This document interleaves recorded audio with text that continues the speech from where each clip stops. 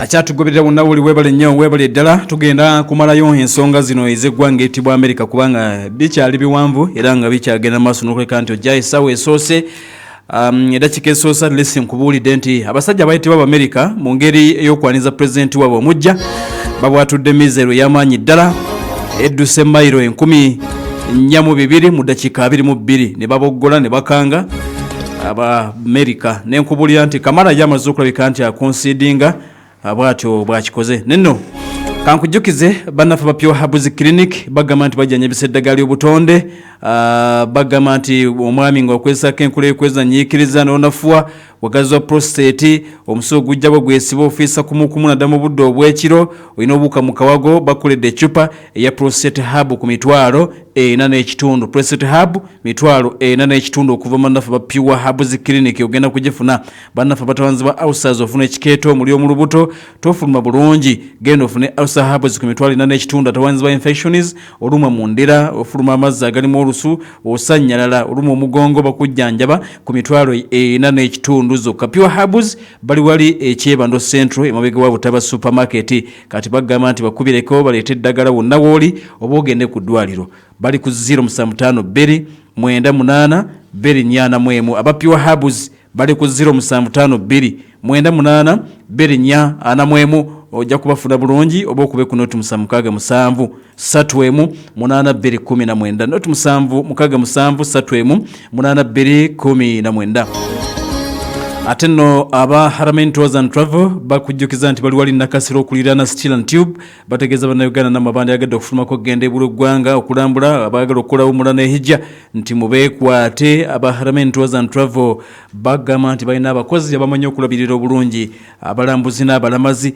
babalambuza ebifo byonna eby'enkizo babasuza mu bifo ebiri comfortable ate nga mumala emikolo babalambuza ebibuga eby'enjawulo. Haramain Tours and Travel bagamba nti genda ku UK Mall kansanga ogenda okubasanga endakasiro bali ku Market Street plot yokuna okuliraana ekkolero era Steel and Tube. Essimu yabali noti 7 noti emu 977 275 noti 7 noti emu 977 275 oba noti 7 noti emu 3 0933 kawa mpologomo yakuleba obwakabaka bwa Buganda ajudde akawonedde kende mu bipimo ebya gulamu za 25 125 5 ne kilo mukala bazadde mwekwate kawono mu abaana wagala nnyo obwongo n'amabayina emikolo mwekwate kawono omusiiko obulungi mu nyusa emikolo genda matundiro ag'enjawulo supermarket ez'enjawulo katwali ku muganzirwa za Agape Chinese ekansanga B&B supermarket najjera ku Banga supermarket wa Kiso Sombe supermarket Mukono Sinana hypermarket ku Buganda Road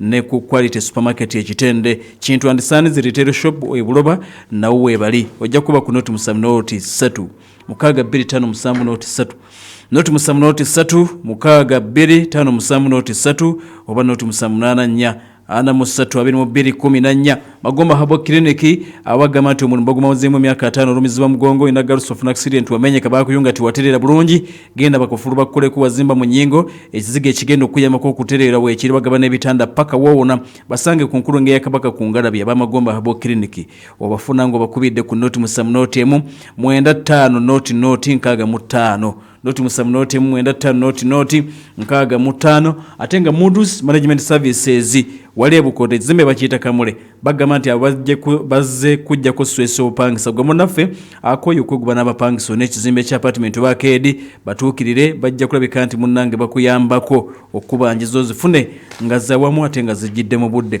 bannaffe bana ba Moods bakubire ku noti 759 73 noti 597 noti 7 78 5 2553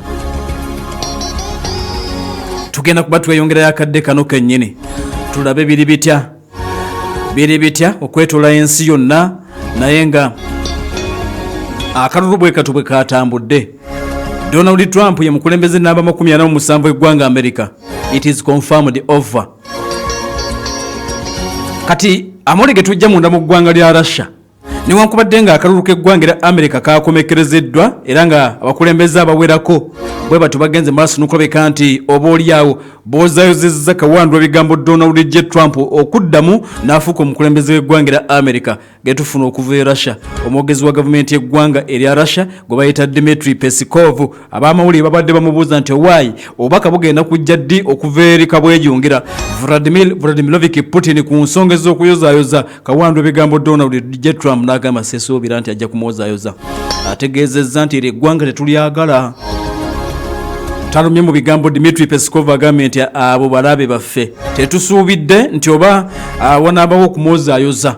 Tebasuubidde obubaka bugenda kuva eri Vladimir Putin newankubadde nga kigamba okuba nti bano omukwano bagulina enkolagana simbi wakati wa Trump ne Putin oba mbeera yakweyisaako naye nga Dmitry Peskov bw'ati ategeezeza n'agamba nti tasuubidde nti mukama we anaagenda maaso n'okuba nti ayozaayoza Donald Trump omukulembeze omujja ow'eggwanga eritibwa erya America. Kaakati munda mu ggwanga eritibwa Ukraine, pulezidenti w'eggwanga erya Ukraine gwe bayita Volodymyr Zelensky tutegedde nti akutte essimu n'amukubira n'amugamba nti tukozaayoza ssebo, tukozaayoza, weebale kujja. Naye nga kigamba okuba nti Ukraine option yaabwe ebadde ku mukyala Kamala Harris yabadde alowoozebwa okuba nti ajja bibakolera nga bwe babyagala obawagira nga Biden bw'abadde akikola. Naye Ukraine talina kyakukola, etandise okwetega omusajja. Yagamba nti bw'afuuka omukulembeze w'eggwanga olutalo olwo olubaddewo okumala ebbanga mukakafu nti lujja kuba luggwa mangu ddala. Ne tulinda tulabe. Omukulembeze w'eggwanga erya Bufalansa gwe bayita Emmanuel Macron naye bw'ati agenze maaso n'okulabika nti amwozaayozezza n'amugamba nti owaaye weebale kujja.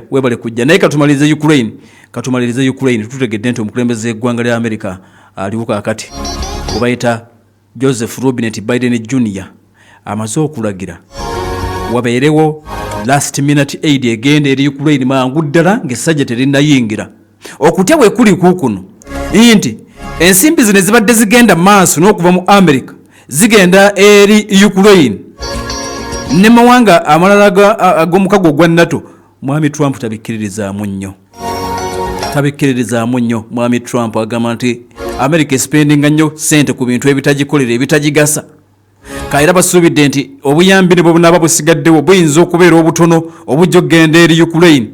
Kaakati tutegedde nti administration ya President Biden baliko ensimbi billions 6 security assistance to Ukraine gye baagala okwapuruvinga mangu ddala edduke egende eri Ukraine ng'essajja terinayingira.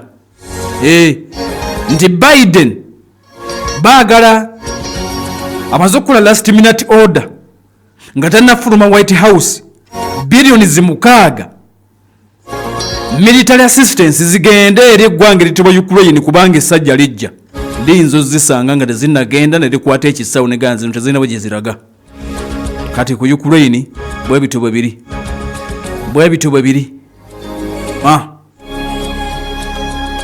Zelensky agambye nti bwe baayogera ne Trump yategeeza nti ali ttiimu bo era tebatidde ajja kusigala nga akola kye babadde babakolera. Nti bamwetaaga nnyo mu kaseera kano kennyini n'okulaba nti ensi ebeeramu emirembe. Bamwetaaga Zelensky bw'agamba. Kati tutegedde nti last minute order Biden mu ngeri yetamu egenda n'ebyayo ayagala billions 6 zidduke mangu zibeere approved zigende eri eggwanga eritibwa Ukraine. Essajja lijja.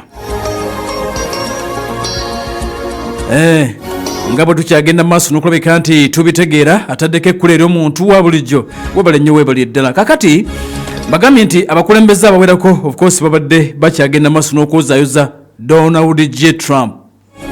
Ssaabaminisita eggwanga eyitibwa Ethiopia Abiy Ahmed, okuva e Bungereza Keir Starmer, okuva e Bufalansa President Emmanuel Macron badde nkutegeezako nti oyo yakutte n'essimu n'amukubira oboolyawo ne bagenda maaso n'okulabika nti boogerezeganyizza. Kakati bw'oba otunuddeko ku sayidi y'Abawarabu kibadde kitya nga baaniriza Donald Trump? Kibadde kitya? Abawarabu President w'eggwanga erya Misiri Abdel Fattah el-Sisi bw'ati asindise obubaka obwozaayoza Donald J. Trump naga tukwaniriza jjukira nti America bamutunuulidde nti ajja kusalawo nnyo ku biseera ebiddako ebya kitundu ekya Middle East naddala wakati mu kwongera okuwagira eggwanga eritibwa Isirairi oba okendeeza ku buyambi. Kitegeeza nti omukulembeze wa America yenna abeerawo asalawo nnyo ku butebenkevu bw'ekitundu ekya the Middle East. Trump agenza okujja ng'ennyonyi za America zibomba ze z'omutawaana zaatuuse dda mu kitundu kye kya Middle East nga bagamba nti beetegekera shutdown eyinza okubeera wakati w'Omuyisirayiri n'omusajja Omu-Iran. Ag'Omu-Iran n'Omuyisirayiri gennyinawo agali latest ngenda gakuwa mu ssaawa ey'okubiri kubanga tutegedde nti Iran tabivangako balina kye babala naye kakati tukyali kugana aga America. Tukyali kuga America. Ngabo byongera okulabika nti atuliriza tubifuna Ssaabaminisita eggwanga lya Israeli oyo y'omu ku basanyufu akaseera kano yamuzaayozezza dda Ssaabaminisita eggwanga etibwa Japan mu kaseera kano bamuyita Shigeru Ishiba bw'ati agenze maaso n'okulabika nti ategeezezza nti nze omu ku baagala okusooka okusisinkana Trump ng'akomyewo. Shigeru Ishiba agambye nti nkwetaaga mukulu njagala twogeremu nga wakajja. Omukulembeze w'eggwanga erya Buturuuki President Recep Tayyip Erdogan bw'atyo naye agenze maaso n'okulabika nti amuzaayozezza Chancellor w'eggwanga etibwa German Olaf Scholz naye amwaniriza kabaka w'eggwanga lya Saudi Arabia n'omulangira alindiridde kabaka Salman omulangira ye MBS Mohammed bin Salman nabo bagenze maaso n'okulabika nti bamwaniriza Donald J. Trump. Sekuritale General w'omukago ogwa NATO bamuyita Mark Rutte naye amwaniriza Taiwan omukulembeze gwe bayita Lai Ching-te bw'ati agenze maaso n'okulabika nti ayaniriza Donald J. Trump. Italy Ssaabaminisita gwe bayita Giorgio Meloni bw'ati amwaniriza South Africa President Cyril Ramaphosa amwaniriza Spain Ssaabaminisita bamuyita Pedro Sanchez naye n'agenda maaso n'okulabika nti amwaniriza akulira European Commission bamuyita Ursula von der Leyen naye n'abanga ayaniriza bagambye nti ab'e Taiwan nabo nga bayita omukulembeze we gwe bayita Lai Ching-te bwe batyo bamwaniriza. Jjukira nti Taiwan ono yeepima mu ggwanga eritibwa China oba China beepimamu. Kaakati jjukira nti Donald J. Trump mu kaseera ke yakulemberera yali nnyo anti-China era nga kisuubiddwa nti wakati mu kubeera anti-China asuubiddwa okuyimirira ku sayidi y'eggwanga eriyitibwa Taiwan okulaba nga babayirawo omubiri bagende maaso n'okulabika nti bongera okwewaggula ku ggwanga eriyitibwa China erirumiriza nti akazinga ke bayita Taiwan kaabwe bwoya so nga America agamba nti eggwanga eryetongodde era ng'ayongera obbawaga buli lunaku. Ngabo bigenda maaso n'okulabika nti atuliriza bitambula. Donald J. Trump yamukulembeze elect mukulembeze namba 47 eggwanga eriyitibwa erya America. Akati Senate olukiiko olukulu olw'okuntikko munda mu ggwanga eriyitibwa erya America yalitutte dda kyokka nga Congress yo tutegedde nti wajja kwetaagayoko akaseera okumanyanya n'abagitutte naye nga bakulaga nti ne Parliament ya wansi Congress erabikanga Donald J. Trump agenda kugitwala n'ekibiina kye eky'abanna Republican yadde nga alizaati tezinnaba kuggwerayo ddala olukiiko olwa wansi House of Representatives oba Congress basuubidde nti agenda nalwo okulabika nti aluwangula olwo nno ne Senate alabika okuba nti agiwangula. Kitegeeza nti musajja mukulu Kawandwa bigambo ajja kuba ne upper hand okuteekinga decisions ez'ekika ekya waggulu ennyo nga talina kuvuganyizibwa nga talina oba oli agenda maaso nokulabika nti waliwo amulemesa. Kakati bana Republican batandise dda okuleka nti bajeeja Barack Hussein Obama bagenze maaso n'okulabika nti bategeezezza ne bagamba nti Obama kakati ebyatandikibwawo Obama Democratic Party okudda engulu Obama ngazze bagamba nti kakati byonna biri flat. Influence ya Obama nti bagimaliddewo ddala mu kaseera kano. Bana Democrat batandise okwekwasa bagamba nti yali speaker Nancy Pelosi in fact yazzemu n'alondebwa akomyewo mu kisanja ekirala okuddamu okubeera mu Congress ya America. Nancy Pelosi namukadde kakati bamulumiriza. Bana Democrat bagamba nti yabakozesa ensobi oba singa basigaza Biden bagamba nti Nancy Pelosi yasinga ogenda maaso n'okulabika nti oba oliawo apika ekyokujjawo musajja mukulu gwe bayita Joseph Robinette Biden Jr. baleete kamala. Kakati waliwo bamwekwasa nga bagamba nti Pelosi bwe bwatuuka kakaka n'otupimapima n'otupikapika n'okolaki n'ogenda n'oleeta omukazi nga tumanya ayina waaka tugenza okwetegereza nga waaka tewali ebadde landslide victory ekisajja kyamwangudde bubi nnyo hands down kati naye bamwekwasizza nga bwe bigenda maaso n'okulabika nti atuliza bitambula.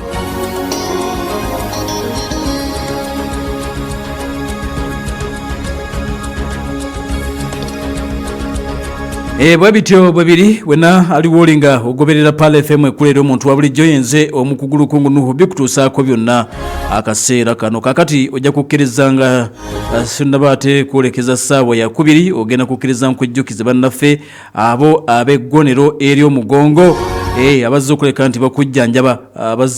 nti bakujjanjaba babayita ab'eggonero ly'omugongo. Ojja kubasanga wali ekawempe balinaanye Equity Bank oba opposite n'akatale ak'ekawempe. Bagamba nti genda owona omugongo bonna botunudde sadi y'ekyemmanga ojja kuba olaba bulungi nnyo bannaffe abo abazze okulabika nti munnange bakujjanjaba. Bagamba batya? Bagamba nti omugongo nga gukumazeeko akabanga guludde nga teguwona, otambulya mu kagaali, oli waka, watuulaawo olowooza nti togenda kulabika nti munnange owona. Bagamba nti essaawa ab'eggonero ery'omugongo genda bakujjanjabe ku mitwa ku ssente ensaamusaamu owonere ddala. Bagamba nti baleese enzijanjaba empya ey'omulembe. Abalwadde b'omugongo magumba gaseeseetuka ne ganyiga nerves oba ng'omugongo gukuluma gukumazeeko ebbanga, genda bakujjanjabe owonere ddala ate nga ssente ntono nnyo nnyene ddala. Bajjanjaba arthritis, bajjanjaba pressure, sukaali, ulcers, allergy, asthma, mugejjo, ekiwanga, okusanyalala kiyite stroke, ebigere nga bizimba bikuma omuliro ate nga amagulu gaggwamu amaanyi tokyasobola kutambula bulungi, n'endwadde endala ezeekuusa ku mugongo n'amagumba. Weekwate ab'eggonero bajja kuleka nti munnange bakujjanjaba bulungi nnyo. Bakozesa enkula eyitibwa therapy treatment, massage, home care treatment. Kitegeeza nti abo bajja ne bakujjanjabira ewakaawo. Bw'oba tosobola kujja ku ddwaliro oba tosobola kutambula ng'oli awo, bajja ne bakuweerawo treatment paka woowona. Ate munnange n'owona okujjanjabira omusimbi omuyitirivu, n'owona okutwala ebweru w'eggwanga. Kati bagamba nti omulwadde genda ng'ogenze kuwona, ovaawo owonye ku ggonero ery'omugongo ekawempe okuliraana Equity Bank amaaso g'akatale. Essimu lino 751 19 33 00 075 19 33 00 076 54 5835 076 54 5835 ab'eggonero ly'omugongo nga obafuna bulungi. Ate nga nkujjukiza Uganda Halali Bureau kitongole kivunaanyizibwa okwekenneenya omutindo gw'ebintu byetukozesa nga biri halali kuliko ebyokulya n'ebyokunywa. Bakujjukiza gwa kampuni nti batuukirire basobole okukakasa byokulya nga biri halali.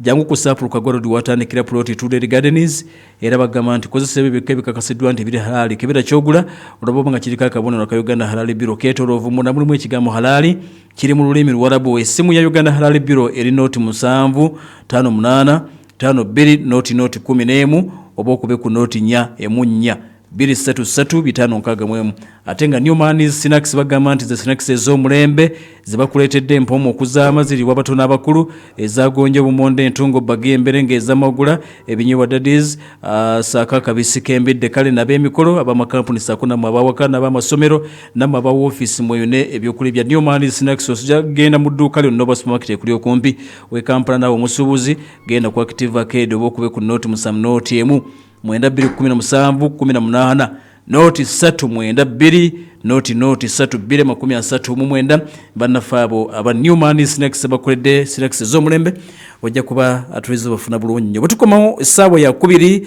Kyagulanyi Robert Ssentamu ayuguumya Kamuli olunaku olwaleero ensonga y'emmwanyi mu paalamenti n'ebirala bingi. Onoonyeza buli kimu ekisoboka ate nga kirungi okukuwa amasannyalaze ku faamu yo oba ewakaawo. StarTime Solar ky'ekyokuddibwamu kyo erina eryanda eriwangaaze, amataalaana, TV set, radio wamu n'okuba nti girako subscription y'okulaba TV y'obwereere okumala emyaka 2 mirambirira. Teekayo okusabako okwa StarTimes Solar Loan mu Centenary Bank oba kutabira StarTimes lyonna erikuli okumpi. Kati oyagala okolya ekijjulo eky'omulembe nga kiteekeddwa bakafulu mu kufumba mu kifo ekisirifu okuzaama nga n'akayowo k'obutonde bwe kakufuuwako. Kebab House Restaurant ky'ekifo w'osanga buli kika ky'emmere kye weetaaga. Gamba nga Adana Kebab, saktava, lahmakun, oba giyite Turkish pizza, fish fingers, beef burgers, chicken skewers, oba grilled chicken. Tulina ekifo ekigazi ddala ewategekebwa emikolo, meetings, kw'ossa ne parking. Tusange ku Centenary Park, ku Kebab House mu Kampala. Ekifo kyaffe kiba kiggule okuva Monday mpaka Sunday. Okumanya ebisingawo kuba ku ssimu zino wammanga 0708 48 29 47. Kebab House Turkish Restaurant. You stay home, we deliver.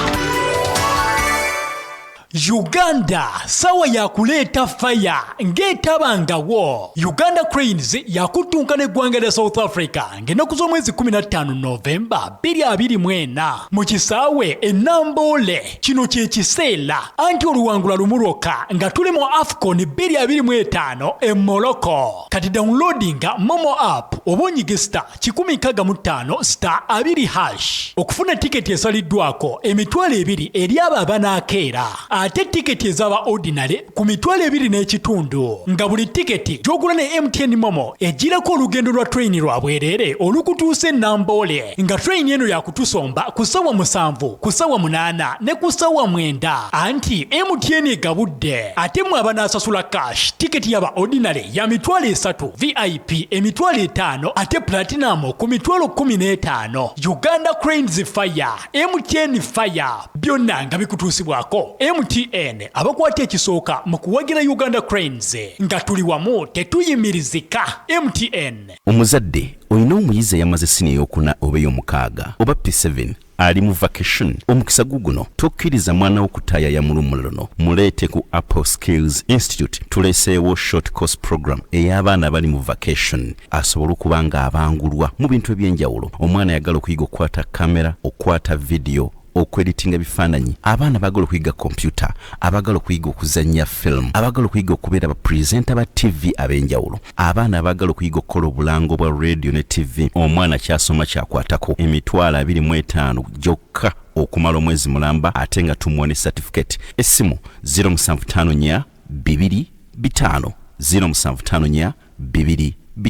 Tusangibwa ku Tagi Hotel. Bashifa Herbal Medicine endejje Lubugumu ku Masjid Jamia. Twakuguka mu kujjanjaba endwadde ez'enjawulo nga tukozesa eddagala lyaffe ery'obutonde okuva mu Uganda n'ensi endala. Ku Shifa Herbal Medicine tulina obumanyirivu mu kujjanjaba endwadde nga sukaali, ulcers, infections, candida, UTI, pressure, endwadde z'ensusu n'endwadde z'abakyala ko n'abaana abato. Tulina Shifa Cough Syrup erivumula ekifuba, asthma, lubyamira, ekiwanga. Tulina Bazuka Extra erikola ku baami abanafu. Shifa Body Cleanser, Shifa Herbal Tonic lizaamu amaanyi n'omusaayi. Tusangibwa ndejje Lubugumu ku Masjid Jamia wennyini. Tukola ne delivery. Tukubire ku Note 755 Note 5 293 oba ku Note 786 75 95 92. Shifa Herbal Medicine. Good health is our goal.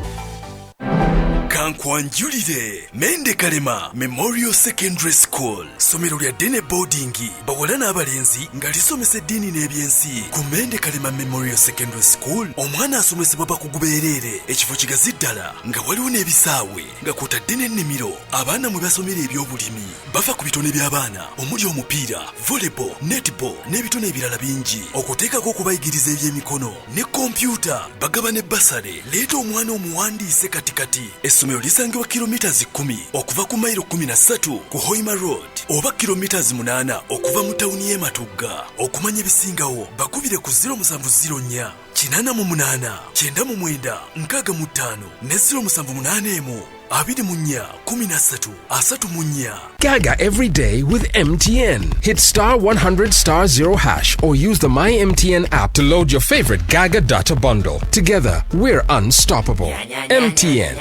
Terms and conditions apply. MTN Uganda is regulated by the Uganda Communications Commission. Oyagala okuba muwanguzi? Yes sir! Oyina okuba ne stamina ng'ey'empologoma. Wansi, mpa push-up 10 ng'okozesa njala.